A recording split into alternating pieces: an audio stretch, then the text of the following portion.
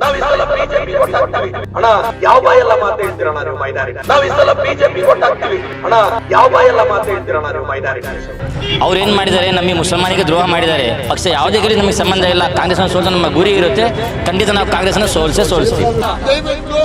ಎಲ್ಲ ಮುಸಲ್ಮಾನರಿಗೆ ಕೇಳ್ತೀನಿ, ಈ ಸಲ ಕಾಂಗ್ರೆಸ್ ಪಕ್ಷಕ್ಕೆ ದಿಕ್ಕರಿಸಿ ಬಿಜೆಪಿ ಬಂದ್ರೆ ತೊಂದರೆ ಇಲ್ಲ. ಬಿಜೆಪಿ ನರೇಂದ್ರ ಮೋದಿ ಯಾವ ತರ ಹತ್ತಾಂಗದಲ್ಲಿ ಅದಾರೆ, ಏನಾಗ್ತಿಲ್ಲ ನಮ್ಗೆ. ಬಿಜೆಪಿಯಿಂದ ಮೋಸ ಆಗ್ತಿಲ್ಲ. ಕಾಂಗ್ರೆಸ್ ಸೋಲಿಸುವುದು ನಮ್ ಗುರಿ. ಅವ್ರು ಏನಾಗಿದೆ ಅಂದ್ರೆ ಇಲ್ಲಿ ನಮ್ ಜನಗಳಿಗೆ ಬಹಳಷ್ಟು ಜನಗಳಿಗೆ ಭಡಕಾಸ್ತಾರ. ಜನಗಳಿಗೆ ಏನ್ ಮಾಡ್ತಾರ, ತಲೆ ತುಂಬಿ ಇವತ್ತಿನ ಯುವಕರು ಅಷ್ಟೇನು ದಡ್ಡಿರಲ್ಲ. ಯಾವ ಪಕ್ಷ ಬಂದ್ರು ಏನಾಗಲ್ಲ. ಸೆಂಟ್ರಲ್ ಬಿಜೆಪಿ ಐತಿ, ಯಾರು ಊರ್ ಬಿಟ್ಟು ಹೋಗಿಲ್ಲ, ಇಲ್ಲೇ ಜೀವನ ಮಾಡ್ತಾ ಇದ್ದೇವೆ. ನಾವು ಇಂಡಿಯಾ ಪ್ರಜೆನೆ, ಭಾರತ ಪ್ರಜೆನೆ. ನಾವು ಇದೇ ಮಂಡಳಿ ಹುಟ್ಟೇವಿ, ಇದೇ ಮಂಡಳಿ ಸಾಯ್ತೇವೆ.